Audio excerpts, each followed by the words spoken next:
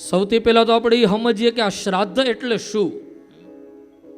ઘણા ભક્તોના મનમાં આવા વિચારો આવે કે શ્રાદ્ધ એટલે કેવલ બ્રહ્મ ભોજન કરાવવું, કાગવાસ પધરાવો, ગૌ માતાને ઘાસ જમાડવું, પિતૃના નિમિત્તે જે કાંઈ આપણે યથા યોગ્ય દાન દક્ષિણા અર્પણ કરતા હોય એ તો હે હે.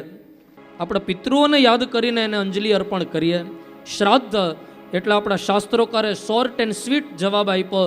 શ્રદ્ધાપૂર્વક આપણા વડવાઓ માટે જે કરવામાં આવે આનું નામ શ્રાદ્ધ. શ્રદ્ધાપૂર્વક.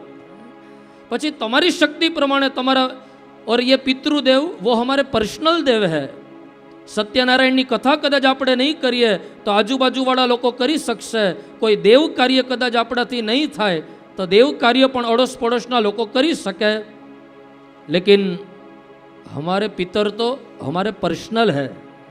આપણા પિતૃદેવ તો આપણા પોતાના છે. આપણા પપ્પા, આપણા દાદા, આપણી દાદી, આપણી माँ, वो तो हमारे पास अपेक्षा रखते हैं, आशा रखते हैं कि मुझे मेरे संतान कुछ अर्पण करे, कुछ तर्पण करे, कुछ समर्पण करे. और श्रद्धा पूर्वक पितरों के नाम की एक एक अंजलि समर्पित करे. देशे काले च पात्रे च. देश काल અને પાત્ર પ્રમાણે એક સમય હતો કે પિતૃઓના નામે કેટલું દાન દેવામાં આવતું, ગાય માતાને ઘાસ જમાડવામાં આવતું.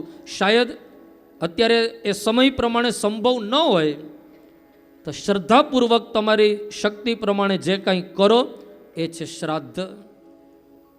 પિતૃઓ નડે અને કથા થાય કે પિતૃઓ નડે ત્યારે કોઈ સત્કર્મ થાય આવું નથી હોતું.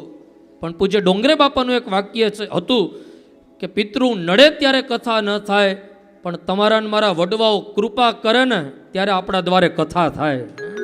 એ કૃપા કરે, એ ઈચ્છા રાખે, એ આશા રાખે કે મારો પરિવાર ભેડો મળીને કંઈક કરે. અરે એ કોઈ ઉપકાર કી ભાવના से हम नहीं करते કે એણે મને જન્મ આપ્યો તો મારે એના ऋणમાંથી મુક્ત થવા માટે कुछ करना, ये तो करना ही चाहिए. ये हमारी नैतिक फर्ज है, ये हमारा धर्म है. એટલે તો આપણા શાસ્ત્રોમાં ઘણા બધા ઋણ બતાવ્યા. એમાં એક ઋણ છે પિતૃ ઋણ. એ ઋણ હે. 3 ઋણની ચર્ચા આપણા મહાપુરુષો બતાવે. દેવ ઋણ, ઋષિ ઋણ અને પિતૃ ઋણ.